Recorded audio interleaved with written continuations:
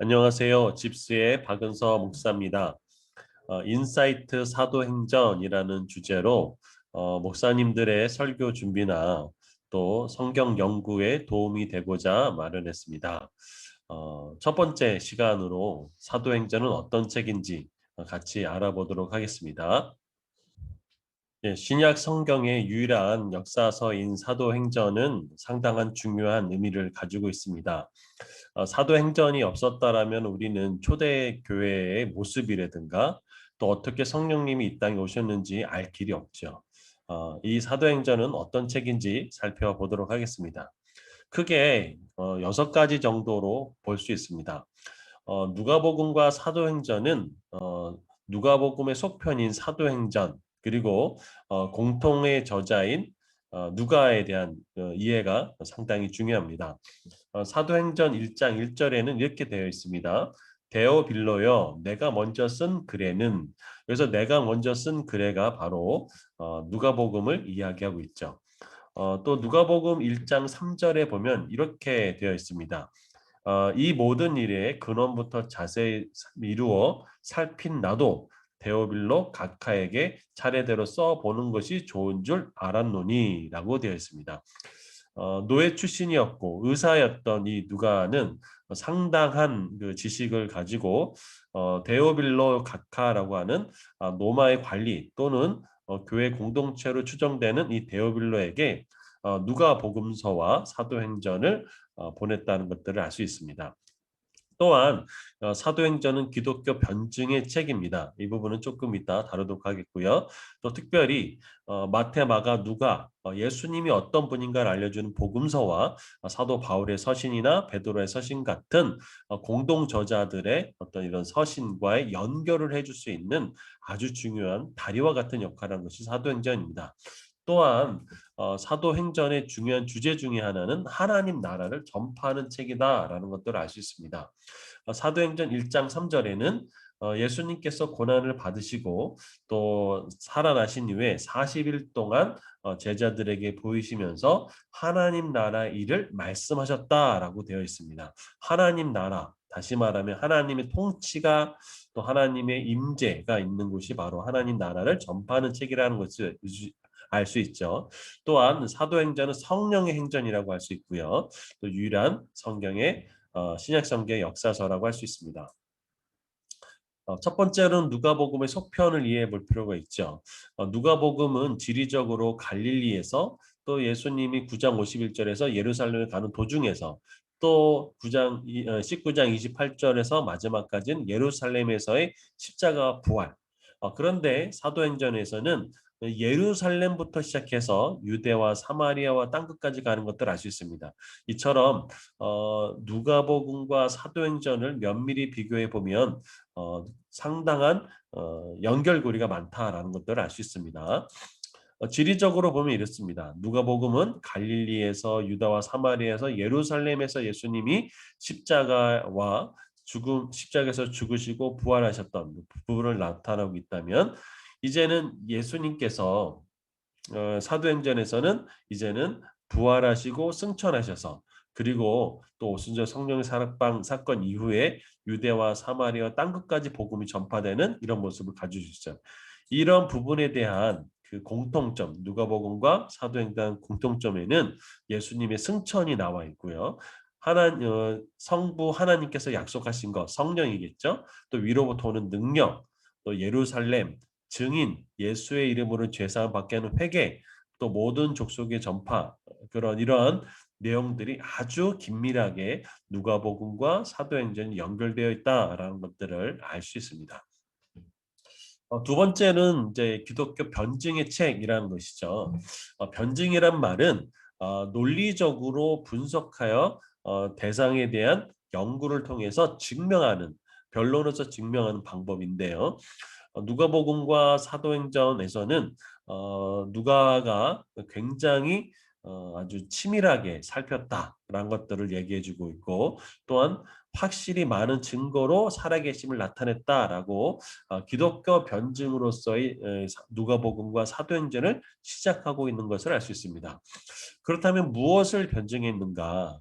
많은 사람들이 특별히 로마의 관리로 추정되는 데오빌로나 또 이런 사람들 또 로마의 독자들에게 그렇다면 부활했다는 그 예수가 지금 어디 있느냐라는 당연한 질문이 있겠죠. 그 부분에서 예수님은 승천하실 것이고 또 재림하실 것이다라는 것들을 알려준 것이고 또한 그럼 유대교와 다르게 교회는 어떻게 탄생됐는가? 그것은 성령의 강림의 사건부터 시작됐다라고 보죠. 그렇다면 그 성령님은 어떻게 오셨는가? 특별히 사도행전에서는 오순절 성령의 다락방 사건 외에도 그 동일한 성령이 임했던 고넬료의 집에 임했던 성령이 베드로가 우리에게로 내렸던 그 동일한 성령이 고넬료 집에도 내렸다라고 고백하는 장면이 사도행전에 나옵니다. 사도행전 11장의 부분을 보면 알 수 있습니다. 그래서 어, 11장 15절에 이렇게 베드로가 고백하죠. 내가 말을 시작할 때에 성령이 그들에게 임하시기를 처음 우리에게 하신 것과 같이 하는지라. 다시 말하면 불의 혀처럼 갈라졌던 그런 그 성령의 임함이 고넬료 집에도 임했다라는 것들을 알려주는 것이죠. 또한 유대교와 기독교가 같은 것인가 다른 것인가도 알려주고 있고요. 또 이방인들도 과연 그리스도인이 될 수 있는가? 만약에 이방인이 그리스도인이 되기 위해서 유대인처럼 할례와 어떤 율법을 지켜야 되는가? 이런 부분도 사도행전 15장에서 분명히 다뤄지고 있죠. 또 예수님은 죽음에서 부활하셨다. 그래서 사도행전에서 마띠아라는 가룟 유다를 대신해서 사도로 선출된 사람이라든가 또 베드로의 설교의 중요한 부분, 또 바울의 설교의 중요한 부분은 예수 그리스도의 부활의 증인이 바로 중요한 개념으로 사도행전에서 가지고 가고 있다라는 것들을 알 수 있는 거죠. 또한 끝까지 바울과 함께했던 이 누가는 이 바울이 사도 베드로와 같은 그런 동등한 자격을 가지고 있는 그런 사도라는 것들을 이 사도행전에서 잘 보여주고 있습니다. 사도행전에 나타난 베드로의 모습과 바울의 모습, 뭐 예를 들면 죽은 자를 살리거나 병든 자를 치유하거나 또 예를 들면 뭐 귀신을 축사하거나 이런 등등이 사도 베드로와 사도 바울이 유사하게 배치되어 있는 것들을 알 수 있습니다. 세 번째로는 복음서와 서신서의 다리 역할을 하는 사도행전이라고 할 수 있죠. 복음서는 예수 그리스도가 누구이고 또 어떻게 탄생하셨고 가르치고 또 사도를 택하시고 고난과 부활을 그런 중요한 그 사건을 다루고 있다면 서신서는 베드로나 바울이나 야고보 같은 이들이 이제 교회를 일구고 또 복음을 전파하는 이 과정 가운데 이런 부분이 그럼 예수님이 승천하시고 또 십자가에서 죽으시고 이런 과정 속에서 또 그 이후에 예수님 이후에 제자들이 어떻게 활동했는가 이것들을 알려줄 수 있는 아주 중요한 역할을 하는 것이 바로 사도행전이라고 알 수 있는 거죠. 또한 하나님 나라를 전파하는 책이 바로 사도행전입니다. 하나님 나라의 복음을 전하는 예수님이고 또 하나님 나라는 언급이 되어 있고 또 하나님 나라를 전하는 도구는 예를 들면 증인들이고 장로들이고 교사들이고 뭐 표적과 기적과 환상 등등이란 것들을 알 수 있습니다. 그럼 누가 전파했는가? 누가복음에서는 하나님 나라를 전파하는 예수님의 모습이 강조되어 있다면 사도행전은 하나님 나라를 전파하는 사도들의 모습이 강조되어 있다는 것들을 알 수 있죠. 또한 사도행전은 성령의 행전이죠. 특별히 오순절 성령의 다락방 사건 이후에 성령 충만을 받고 그 예수님을 십자가 앞에서 부인했던 베드로가 완전히 바뀌어서 예수를 담대하게 전하는 사도의 모습을 보여준다든가 또 특별히 하나님 성령이 그 빌립 집사를 이끌고 간다든가 또 고넬료 집에 성령이 내려오고 또 특별히 성령님께서 사도 바울과 바나바를 파송한다든가 그리고 뭐 바울의 발걸음을 인도하면서 주의 영이 허락하지 않는다든가 주의 영이 이끄신다든가 특별히 마게도니 환상을 본다는 등 모든 것의 중심에 있어서의 성령의 역할 이런 부분들을 알려주고 있죠. 또 그리고 이 성령님을 통해서 예루살렘의 교회가 탄생되고 그리고 유대와 사마리아에 복음이 전파되고 바울의 이 1차, 2차, 3차 전도회 그리고 로마까지 가는 것을 통해서 땅끝까지 복음이 전파되고 있는 과정들을 보여주는 그래서 성령의 행전으로 보여줄 수 있는 것이 사도행전이다라고 할 수 있죠. 특별히 사도행전 1장 8절에 보면 이렇게 여러분이 잘 아시고 또 암송하시는 분들도 있을 텐데요. 예수님께서 이렇게 말씀하셨죠. 성령이 너희에게 임하시면 너희가 권능을 받고 예루살렘과 유대와 온 유대와 사마리아와 땅끝까지 이르러 내 증인이 되리라.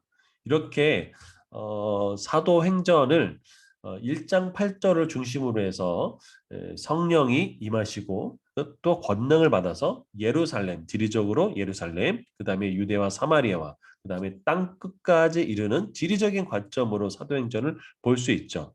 그래서 AD 30년 경에 교회가 탄생하고 팔레스타인으로 이제 그 복음이 확장되고 안디옥 교회 쪽 가고 그 다음에 이제 소아시아, 특별히 안디옥 교회를 중심으로 한 그리고 이때부터 사도 베드로가 1차, 2차, 3 아니 사도 바울이 1차, 2차, 3차에 걸쳐서 전도행을 가고 다시 예루살렘에서 또 이제 감옥에 있으면서 결국은 다시 로마로 가는 배를 타는 그래서 로마에 마침내 도착해서 복음을 전하는 이런 그 여정의 모습을 보여주고 있다는 것을 알 수 있습니다.